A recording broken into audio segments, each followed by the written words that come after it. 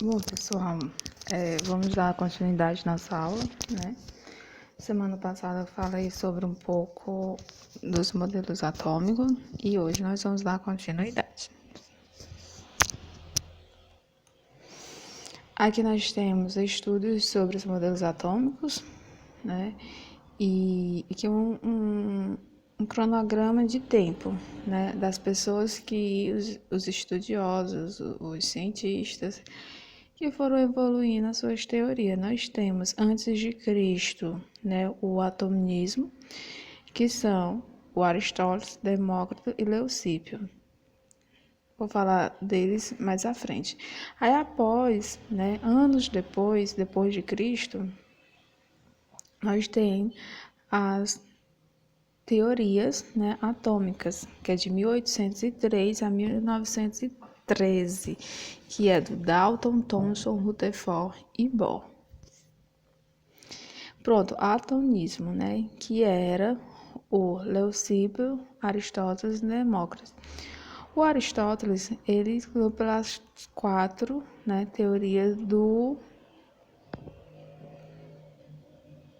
dos elementos, né, que é esse primeiro cara, onde era água, fogo, terra e ar, né, que tudo era constituído por matéria. Aí, anos depois, né, a Leucípio, que é esse segundozinho, né, e Demócrito, um século depois, antes de Cristo, observaram que o átomo era constituído por matéria, né? E ele também não era divisível. Então aí foi se construindo as suas teorias. Aí em 1803, né? 1803, Dalton, né? Junto com a teoria das leis ponderais, o Dalton observou que o átomo, ele deixar de ser divisível para ele ser indivisível. Por quê? Porque a palavra átomo, né, o ar vem de negação, no grego, e o tomo de divisível. Se eu estou negando algo que é divisível, logo ele se torna indivisível, né? Então, ele observou que o átomo, ele consistia por uma esfera, ou seja, ele era redondo, né? E ele era maciço por dentro.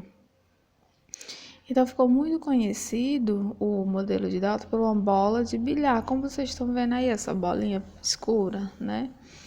Então ficou conhecido devido a esse modelo, porque ele era maciço por dentro, ele era esférico, ele era indivisível. Mas assim, como indivisível? É como se eu pegasse um pedacinho de papel, né? E fosse dividindo. Ia chegar um ponto, tipo esse pedaço, ia chegar um ponto que eu não iria mais conseguir dividir. Como é que eu vou dividir esse pedaço? Eu não consigo nem pegar, né? Então, era indivisível. Então, para Dalton, esse átomo era divisível. Na teoria de Thomson, né, o átomo era divisível, ele já conseguia dividir, mas porém em partículas menor, né? E aí surgiu o elétron, né? O elétron, que vocês podem ver, é esse que tem um sinalzinho de menos. Aqui. Sinalzinho de menos. Vocês todos estão vendo? Sinalzinho de menos, então, é os elétrons, né? Então, eles tinham ainda, o que Thomas observou? Que ele deixava de ser maciço e ele passava a ser duro, né? E ele permanecia a ser esférico, ou seja, igual Dalton, ele permanecia a ser redondo. E o átomo era constituído por uma esfera positiva, que são os prótons. A gente chama essas esferas positivas de prótons e essas negativas de elétron, né? E aí, então, como ficou tão conhecido, o povo, né? E ele ficou conhecido porque todos tinham que, tipo, batizar suas teorias. Dalton batizou como bola de bilhar, Thomson batizou sua teoria como pudim de passa, que é muito conhecido, né? Aqui vamos dizer que são os elétrons e essa parte de caramelo são os prótons, então ficou muito conhecido. Ou então como panetone. Alguns livros, né, chamam de panetone, outros chamam de pudim de passa, mas dá no mesmo. Tempos depois, né, Rutherford observou, né, que o átomo constituído por uma esfera sempre permaneceu redondo, ele nunca foi derrubado essa teoria, sempre foi esférico, né? Porém tinha núcleos positivos e pequenos ao redor dele, né? Então, o que aqui eu tenho? Isso aqui tudo é meu átomo. Eu tenho meu núcleo, né, que ele era positivo. Lembrando que a carga positiva são os meus prótons, né? E esses azuis são os meus elétrons. E essas partes circulares, elas são as minhas esferas, né? Os meus orbitais. Tem uns que chamam de esfera, outros que chamam de orbital. Então, em cada círculo desse, né, em cada orbital desse, constitui os elétrons e vai depender muito da quantidade de elétrons. Então, o que aqui eu tenho? Eu tenho o meu núcleo, né, meu núcleo que é pequeno, redondo, desde o início ele permaneceu redondo, nunca foi derrubada essa teoria, e ele é pequeno e positivo, ou seja, meus prótons, e ao redor dele, né, ao redor do meu núcleo, eu tenho os meus elétrons. Você observa, ó, se eu pegar esse círculo aqui, ele está dentro do meu núcleo, né? E aqui eu tenho 2 elétrons.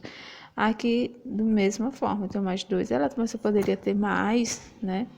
E, enfim, e aí como todos batizavam as suas teorias, nada que Rutherford não fosse fazer o mesmo, né? Ele batizou como planetário ou sistema solar, porque é muito conhecido. O Sol fica como núcleo, né? E os outros planetas como os elétrons. Olha como as orbitais e os elétrons, então ficou muito conhecido. A teoria de Bohr, né? Ainda foi mantido o átomo esférico, né? Porém, ele é dividido em camadas, né? Como fosse aqui, ó, aqui fosse uma camada, outra camada, só que aqui ele está meio giratório, circular, né? E aqui ele definiu mais redondinho, ficou melhor de se entender, né? Que é a teoria de Rutherford e Bohr, mas praticamente o de Bohr, né? A eletrosfera já foi determinado que isso não chamava, se chamava eletrosferas, né? Que são os meus orbitais. E tinha-se uma quantidade de energia, tipo, se eu tenho o meu núcleo aqui, se eu fosse passar para essa eletrosfera, esse orbital, nessa camadazinha, eu tinha uma quantidade de energia. Se eu passasse para essa, eu ia ter uma quantidade maior. Vamos ver aqui, ó. É como esse modelo fosse esse mesmo. Aqui eu tenho o meu núcleo, né? Igual esse vermelho. E aqui eu tenho uma camada, como fosse essa daqui como fosse essa, e assim ia fazendo vários círculos, né? Como aqui fosse um círculo, só que ele colocou só um pedaço. Então, para cada camada, eu ia ter uma quantidade de elétrons, que é aí que Bohr observou que a cada camada eu ia ter uma quantidade de elétrons, né? E ele foi determinando. Aí essa primeira camadinha aqui que vocês estão vendo se chama camada K. Essa segunda camada aqui se chama L, né? E aqui era para ter uma terceira, uma quarta, uma quinta, uma sexta e uma sétima. Que aí eu vou mostrar por aqui, né? A camada terceira, que é a M, a camada N é a quarta, a camada quinta é a O, né? A sexta é a P e a Q é a sétima, né? Então foi se determinando. Outra coisa, tem o meu núcleo, né? Quanto mais afastado, tipo assim, eu tô na primeira, a camada 1, que é a K. Se eu passar para a camada P, eu tenho um número maior de energia. Ou seja, quanto mais distante do meu núcleo, mais energias, né? Isso quer dizer o quê? Porque, tipo, se eu tiver um elemento, tipo carbono tem um número de massa atômica 6. E eu quero saber em que nível ele se encontra, né? Eu posso estar pedindo elétron de alguma camada, né? Ele pode doar ou eu posso ser devolvido, ok? Então, o que eu estou dizendo naquela parte? Que por meio das experiências, né, de Thomas, ele disse que o nível de energia, que foi o que eu falei, e aqui eu tenho as camadas. Eu tenho a K, que é equivalente à primeira, a segunda, que é a L, a terceira, que é a M, a quarta, que é a N, né? A quinta, que é a O, a sexta, que é a P, e a sétima, que é a Q. E para cada camada dessa, como eu estou mostrando aqui, ó, as camadas, eu tenho umas quantidades de elétrons, né? Tipo, a minha camada K, que é equivalente à primeira, eu posso ter no máximo 2 elétrons. 2 elétrons no máximo. Aí na segunda, né, que é a camada L, eu posso ter no máximo de elétrons 8, certo? E na terceira, que é a M, camada M, no máximo 18. E na camada 4, né, que é a N, eu tenho 32. Na O, que é a quinta, eu tenho 32. E na P, eu tenho 18. E na Q, eu posso ter de 2 até 8, certo? Vou explicar aqui melhorzinho para vocês. Além das minhas camadas, né? Além dessas camadas, a quantidade de elétrons, eu vou ter os meus subníveis, certo? Então, o que? Aqui, o número de elétrons é a quantidade dos meus subníveis que eles vão comportar. Tipo, o S, né? Eu posso comportar no máximo 2 elétrons, certo? O P, no máximo 6. No D, no máximo 10 elétrons. E no F, no máximo 14. Aqui eu tenho o significado de cada um. S é o spam, né? O P é o principal, o D é o difuso, né? E o F é o fundamental. Pronto.